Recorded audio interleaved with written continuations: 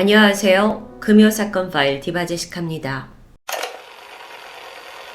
2009년 3월 19일 새벽 4시 광주 북구 중흥동에 있는 한 교회 주차장에 집사님 한 분이 도착합니다. 새벽 예배를 위해서 신도들을 데리러 가던 중에 들른 것이었죠. 그가 주차장 입구를 지나던 그때 화단에 드러누워 있는 남자를 한 명 발견하는데 즉각 술에 취해서 골아떨어진 노숙자구나 싶었습니다. 그래서 일단은 그냥 지나치고 나서 40분이 지난 새벽 4시 40분 다시 교회 주차장에 들어왔는데 이 노숙자가 아까와 같은 자세로 화단에 그대로 누워 있습니다. 깨워야겠구나 싶어서 다가가 몸을 흔들게 됐죠. 그때 무심코 남성의 머리 쪽을 봤는데 피가 흥건합니다. 뿐만 아니라 얼굴을 알아볼 수 없을 만큼 두개골이 처참하게 함몰되어 있었습니다. 신고를 받고 출동한 경찰 역시 딱 보고 시신의 참혹한 상태에 너무도 당황했습니다. 둔기로 여러 차례 가격당한 얼굴은 알아볼 수 없을 만큼 끔찍하게 손상되어 있었죠. 현장에는 범행 도구로 쓰인 듯한 벽돌에 잔해가 남아 있었고 피해자의 점퍼에서 신발 자국 하나도 발견됩니다. 주머니에 돈과 지갑이 그대로 있었는데 그렇다면 금품을 목적으로 한 강도살인은 배제됩니다. 한편 그의 휴대전화는 인근에 있는 하수도에서 발견됐어요. 근데 이마저도 그가 쓰러지면서 우연히 빠진 건지 아니면 범인이 일부러 여기에 버린 건진 확실하지 않았죠. 피해자는 48세 김남선 씨로 밝혀졌습니다. 인근에 있는 일명 엔진 골목에서 근무하던 수리기술공이었습니다. 사건이 일어나기 약 7개월 전인 2008년 8월 중고 엔진 수리회사에 입사하게 된 김 씨는 회사에서 불과 5분 거리에 있는 모텔에서 매달 월세를 내면서 혼자 생활하고 있었죠. 그는 정황상 귀가를 하던 도중 이 참변을 당한 것 같습니다. 강도살인이 아니라면 면식범? 경찰은 우선 그의 주변인들을 조사하게 되는데 모텔 주인에 따르면 김 씨가 사람이나 손님을 데려온 적이 한 번도 없었다고 합니다. 회사 사람들도 김 씨가 평소에 말이 없고 무뚝뚝한 성격이었다. 일에 있어서는 성실한 사람이다 라고 증언하게 되죠. 정리해보면 많은 이들과 어울리지 않았고 또 사람이 착해서 주변에 원한을 살 만한 그런 일도 없었던 것 같은데요. 그런데 도대체 누가 그리고 왜 그렇게 그를 잔혹하게 죽인 걸까요? 경찰이 조사한 김 씨 생활 패턴 역시 평범했습니다. 매일 오전 7시 반에 출근을 해서 저녁 7시 퇴근, 그리고 늘 같은 식당에서 밥을 먹을 만큼 아주 직장과 집 사이에서 단순한 삶을 살았던 겁니다.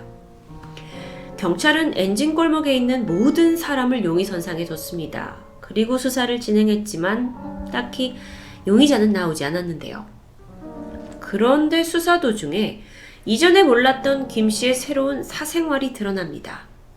미혼으로 알려졌던 김 씨한테 과거 부부처럼 지냈던 동거 여성이 있었고 지난 10년 동안 그녀의 아이들에게 김 씨가 아버지 역할을 하며 살았다는 사실이었죠. 그래서 전 동거녀를 찾아가 보니까 김 씨가 차비를 모아서 생일 때마다 장미꽃을 사다 줄 정도로 착했고 우리가 예전에 한 가족처럼 재밌게 살았다라고 증언합니다. 그런데 이 관계가 그렇게 좋게 끝난 건 아니었어요. 김 씨는 수년 전에 이 동거녀의 보증을 서준 적이 있었는데 이들이 헤어진 이후에 170만 원을 대신 갚아라 라는 독촉장을 받게 된 겁니다. 물론 김 씨의 수입이 월 220만 원 정도로 돈을 갚을 능력은 있었습니다. 하지만 헤어진 사이에서까지 돈을 갚아주고 싶지 않았기 때문에 그냥 내버려둔 상태였죠. 그래서 경찰은 이 혹시 동거녀와의 관계 속에 뭔가 있지 않았나 라고 의심했지만 그녀는 확실한 알리바이를 대면서 혐의를 벗어나게 됩니다. 그러던 중 국가수 부검 결과가 나왔습니다. 사인은 외부 충격에 의한 심한 머리 손상. 그런데 특이한 점이 목의 앞부분 중간에 있는 목둘뼈가 부러져 있었습니다. 즉 범인이 피해자의 목을 조른 흔적인데 생각해보면 벽돌로 머리를 친 것으로도 모자라서 목을 졸라 확인 사살까지 한 거다? 이렇게 이중으로 공격을 했다라는 점을 두고 전문가들은 원한에 의한 살인의 가능성을 높게 두었고요. 또 이 두 사람 간에 분명히 살인을 저지를 만한 어떤 스토리가 있다라는 게 분명하다고 말했습니다. 그렇다면 김 씨는 사고 당일 누구를 만났을까요? 그는 저녁 7시 20분쯤 퇴근해서 동료와 함께 회사 근처 추어탕집에서 1시간 정도 밥과 소주 2병을 나눠 마셨습니다. 그리고 저녁 9시 김 씨가 걸어서 숙소에서 약 10분 거리에 있는 성인 오락실의 모습을 드러냈죠. 여기서 김 씨의 또 다른 사생활이 드러나는데 사실 그는 1년 전부터 취미로 일주일에 2-3번씩 불법 게임장을 드나들고 있었습니다. 오락실 주인에 따르면 이날 김 씨는 평소에 알고 지내던 서 씨, 오 씨, 박 씨, 김 씨 이 4사람을 만나게 돼요. 이들이 김 씨를 김 사장 하고 불렀고 사실 회사 동료를 빼고는 이들이 유일하게 교류하는 사람들이었죠. 김 씨가 오락실을 나온 시각은 밤 11시 45분. 그리고 나서 그의 행적이 확인된 건 약 25분 후인 새벽 12시 9분쯤이었습니다. 어디서 확인됐냐?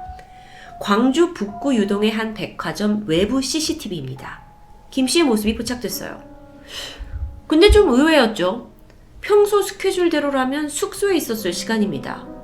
그런데 이때 CCTV에서 또 김 씨가 혼자가 아니에요. 또 다른 남자가 있었는데요.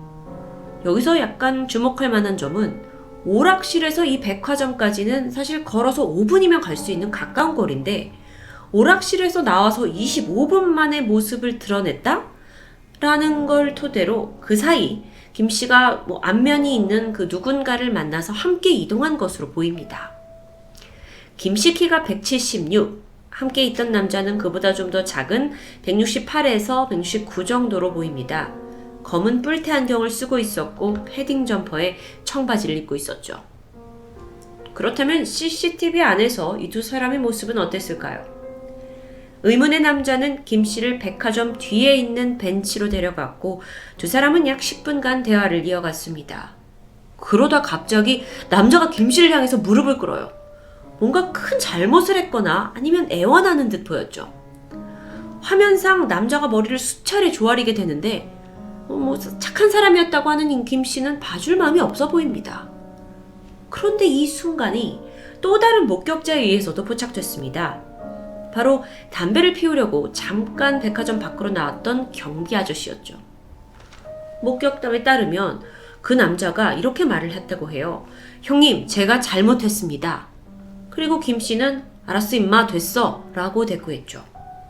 목격자 또 있었습니다. 근처에 있는 당구장 주인이었는데 그 의문의 남자가 자꾸 김 씨를 붙잡는 모습을 봤다고 말합니다. 그러던 12시 36분 김 씨가 자리를 박차고 일어나자 남자는 이번엔 바지를 붙잡고 또다시 애원합니다. 이걸 김 씨가 뿌리치고 자리를 뜨자 그를 쫓아가게 되는데요. 그렇게 CCTV에서 사라졌던 두 사람은 300m 정도 떨어진 광주역 부근 모텔 CCTV에서 다시 한번 포착됩니다. 1시 3분이었어요. 남자가 또 김 씨 앞을 막아섰죠. 김 씨가 뿌리치면 또 가서 붙잡았습니다. 아니 도대체 이 둘 사이에 무슨 일이 있었던 건지 너무도 궁금해지는데 경찰은 이 영상 속에 있는 남자를 용의자로 지목했고 추정상 새벽 1시 10분쯤 김 씨가 살인을 당한 것으로 보았습니다. 왜냐하면 그때 이후에 어디에서도 김 씨의 행적이 보이지 않았기 때문이었죠. 용의자를 추적하던 중 경찰은 그 김 씨가 오락실에서 이전에 만났던 4명의 남자 중 1명이 아니냐라는 가능성을 검토했지만 물어보니까 이들이 다 같이 함께 노래방에 있었다라는 알리바이를 서로 확인해주면서 혐의는 벗어나게 되죠. 경찰은 이런 여러 명의 목격자들의 증언을 토대로 30대로 추정되는 그 남성의 몽타주를 만들었습니다. 그런데 안타깝게도 제보는 없었죠. 이러면 사실 경찰도 더 이상의 단서가 없어서 수사에 힘이 빠지지 않을까 싶은데 그러던 사건 2달 후에 김 씨가 사망한 그 교회 기억나시죠? 여기서 3.2km 떨어진 이번엔 다른 교회 앞에서 한 건의 피살 사건이 벌어졌습니다. 피해자는 40대 여성으로 해당 교회 신자였죠. 목격자에 따르면 범인은 키 170 정도의 30대로 보이는 남성. 이게 마침 인상착의가 그 김 씨한테 막 무릎을 꿇었던 남성과 아주 유사합니다. 그래서 경찰이 관련성을 두고 수사를 해가던 중 다시 2달 뒤에 이번에는 그 교회로부터 10km 떨어진 한 성당 앞에서 또 한 번의 피살 사건이 벌어지게 되는데요. 피해자 역시 성당에 다니고 있던 여성 카톨릭 신자였죠. 이거 뭔가 냄새가 나나요? 최초 김씨 살인부터 2달의 간격을 두고 벌어진 피살 사건. 공통점은 모두 종교시설 앞에서였다는 점입니다. 이거 연쇄살인일까요? 천만다행으로 범인이 도주할 때 사용했던 자동차 번호가 포착되었고 마침내 그가 검거됩니다. 범인은 38살의 A씨. 그는 지난 2008년 6월 몽골인 아내와 결혼을 하게 됐는데 잦은 다툼이 있었고 이내 아내가 한국에 적응하지 못한 채 결혼 1년 만에 본국으로 돌아가 버립니다. 남편은 즉각 혼란에 빠졌죠. 그래서 아내를 찾으려고 몽골에 있는 처가를 방문하게 되는데 이때 처남과 처형이 내 동생 죽었으니까 이제 찾아오지 마라 하면서 면박을 주게 됩니다. 그리고 이 사건으로 인해서 A씨는 엄청난 분노에 들끓게 돼요. 그리고 자기를 그렇게 하대한 처남, 처형이 기독교인이었다라는 점에 집착하면서 맹목적으로 한국에 돌아와서는 여성 종교인들에게 적개심을 품고 묻지마 범행을 결심했던 게 드러납니다. 그러니까 교회 앞에서 사망한 그 40대 여성 피해자와 성당 앞에 있던 여성 교인, 이 2사건 모두 그의 살인 행각이었던 겁니다. 여기에 대한 확실한 물증도 확보가 됐어요.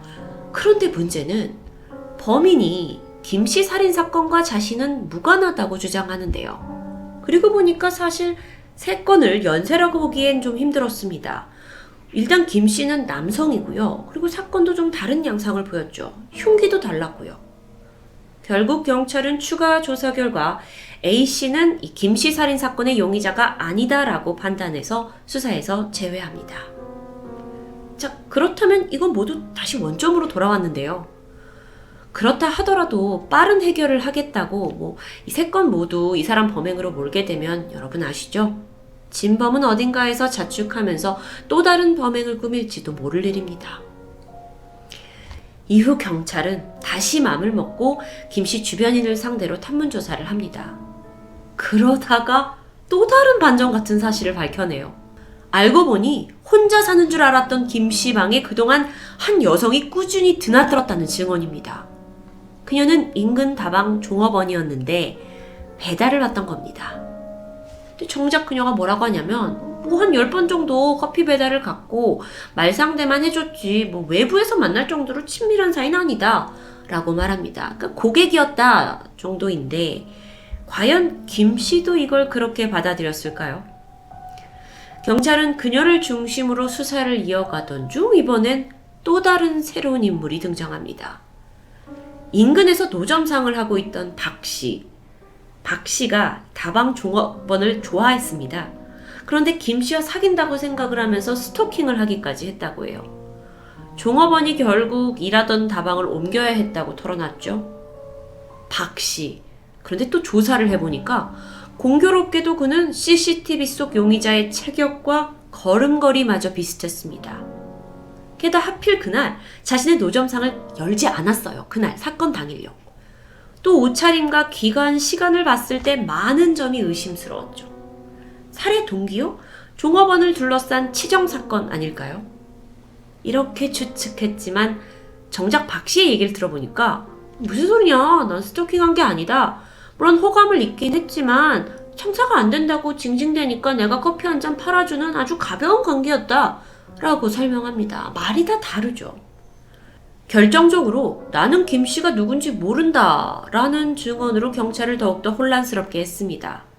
실제 박씨의 DNA와 현장의 혈흔을 대조하게 되는데 증거 확보 불가능 수준으로 나왔고요. 결국 그는 수사선상에서 제외됩니다. 이 사건이 아주 해결될 듯 말 듯 연쇄사건과도 오버랩되는 등 여러 이슈를 겪었습니다. 그러다 결국 미제로 남게 되죠. 그리고 사건 발생 7년 만인 2016년에 수사를 맡고 있던 미제전담 수사팀이 김 씨와 이 용의자가 찍힌 CCTV 영상을 공개했습니다.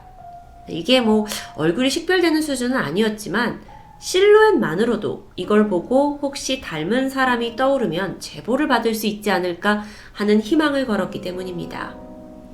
이후에 그알팀에서도 이 사건을 대대적으로 알리기 위해 노력했죠. 그러던 중 방송국의 한 통의 제보가 들어옵니다. 그리고 의문의 두 남자가 통화하는 녹취 파일이 공개되는데요. 내용은 이랬습니다. 첫 번째 남자가 그래 아직 안 잡혔어. 그 배씨 똘마니가 죽여가지고. 그러자 두 번째 남자가 배씨가 시킨 거예요. 그러자 다시 답합니다. 벽돌로 머리 쳤잖아. 그것 때문에 비상 걸렸어. 못 잡았지. 그 똘마니 잠수 탔잖아. 이 녹취록에서는 배씨라는 새 인물이 등장합니다. 그가 자신의 하수인에게 김씨 살인을 지시했다는 내용이죠. 그러고 조사를 해보니 이 배씨란 사람은 현재 인신매매, 취업사기 등 여러 범죄에 연루돼서 실형을 살고 있었습니다. 녹취 파일을 제공한 그 제보자 역시 피해자 중 한 명이었죠. 제보자가 말하길 배씨가 스크린 경마장에 자주 나타나면서 불법 도박을 즐겼는데 이때 김씨에게 돈을 빌려달라고 했지만 뜻대로 되지 않자 죽인 것 같다라고 증언합니다. 배씨라는 새로운 인물의 등장으로 이 시나리오가 어딘가 앞뒤가 맞는 것 같기도 하지만 한편으로 하수인까지 거느릴 만한 그런 배씨라는 인물이 근근히 살아가던 일용직 기술자 김씨에게 돈을 빌려달라고 하고 심지어 안 빌려주니까 청부살인까지 했다? 이건 좀 억지 아니냐라는 의견도 있었습니다. 물론 좀 다른 방향으로 만약 배씨가 가족이 없는 김씨의 명의를 빌려달라, 그걸로 대포통장을 만들려고 했다면 이야기는 좀 달라지겠죠. 하지만 그 내막은 여전히 정확히 알 수 없습니다. 광주 미제사건팀은 범행 동기에 대한 새로운 가설을 세운 뒤에 수사를 다시 진행하고 있다고 말합니다. 일명 광주 엔진수리공 살인사건. 가족 없이 외롭게 살던 중년 남성이 어떤 억울한 사연으로 이런 끔찍한 죽임을 당했는지는 여전히 베일에 쌓여 있습니다. 이제는 발전된 수사기술로 인해서 혹시 놓쳤던 새로운 단서를 찾아내거나 혹은 누군가의 제보만이 유일한 희망이겠죠. 금요사건 파일 디바제식합니다.